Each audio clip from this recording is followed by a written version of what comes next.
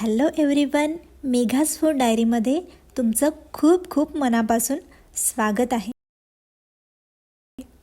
तर आज आपण आलू पनीर पराठा कसा बनवायचा ते बघणार आहोत. तर ह्यासाठी मी घेतलं आहे गव्हाचं पीठ. क्वांटिटी तुम्हाला जेवढी हवी तेवढं घ्या. ह्यामध्ये ॲड करायचं आहे आपल्याला चवीपुरतं मीठ आणि ॲड करायचं आहे बीटरूट. मी छान मिक्सरमध्ये ह्याचा ज्यूस बनवून घेतला आहे बघा. ह्याचे भरपूर फायदे आहेत. बीटमध्ये कॅलरीज कमी असतात. परत ह्यामुळे एक्सरसाइज करताना जो स्टॅमिना आपल्याला लागतो तो इन्क्रीज होतो बघा. परत हार्ट डिसीज प्रिव्हेंट करतो आणि लोअर ब्लड प्रेशरसाठी हेल्प करतो आणि असेच बरेच फायदे ह्यामुळे आहेत. सो खूप हेल्दी पराठा आपण बनवणार आहोत. आणि जसं जसं पाणी लागेल बघा, थोडं थोडं ॲड करत राहायचं आहे पाणी. कणिक मळून घ्यायची, अगदी चपातीला भिजवतो तसं.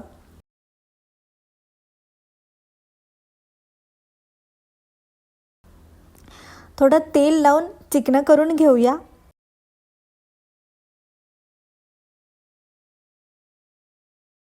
आणि एक 10 मिनटं रेस्टला ठेवूया. आता स्टफिंग कशी करायची ते पाहूयात. ह्यासाठी मी मध्यम आकाराचे 3 बटाटे उकडून आणि सोलून घेतले. ह्याचं मी किस करून घेतला आहे. हवं तर स्मॅश करा. ह्यामध्ये आपण ॲड करतो आहे पनीर. कितीही घेतलं तरी चालेल, मोजूनच घेतलं पाहिजे असं काही नाही आहे. ह्याला पण किसून घेतलं आहे मी. ह्यामध्ये तुम्ही बारीक चिरलेला कांदाही घालू शकता. आता टाकूया हिरवी मिरचीचं पेस्ट, जिरे, चवीपुरतं मीठ आणि बारीक चिरलेलं कोथिंबीर.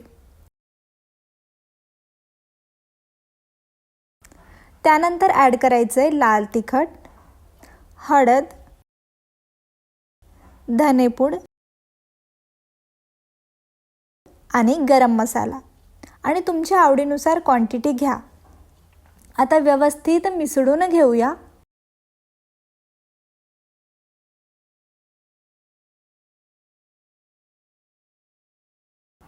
हे बघा, छान मिक्स झालंय.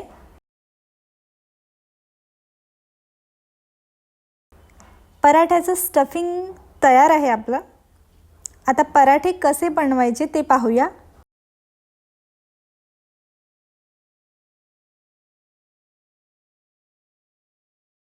हे बघा, पीठ पण मस्त मुरलंय आपलं.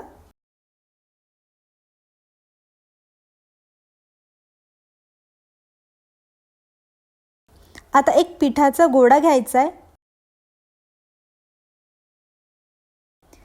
ह्या पद्धतीने, आणि चिकटत असेल तर कोरडं गव्हाचं पीठ घ्या. हे बघा, असं थोडं स्प्रेड करायचं ह्याला. पुरीसारखं, हवं तर लाटून घ्या. आता स्टफिंग भरून घ्यायची.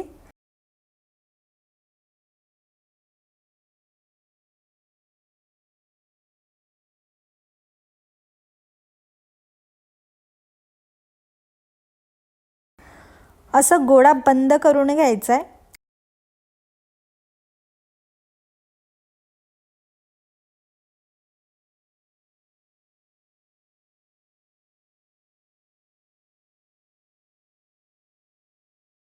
आता थोडंसं कोरडं पीठ घेऊन पराठा लाटून घ्यायचा आहे आपल्याला. आणि पराठा जाडीला थोडा जाडसर असतो, त्यामुळे जास्त पातळही नाही बनवायचं आहे आपल्याला आणि जास्त जाडही नको.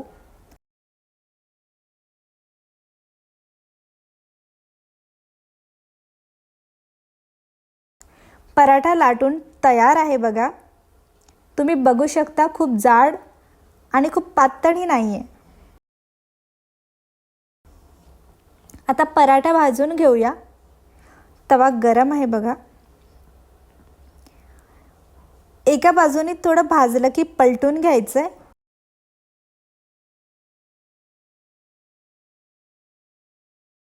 आता तेलाचा वापर करते.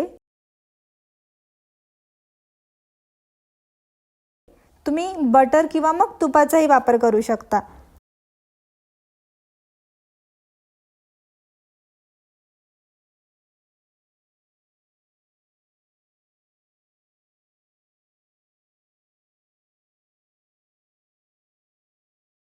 आता पलटून घेऊया. दुसऱ्या बाजूने थोडंसं तेल लावते मी.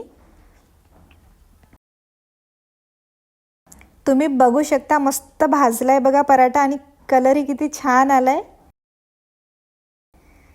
काढून घेऊया पराठा. हा ठिकाणी आपला आलू पनीर पराठा तयार आहे.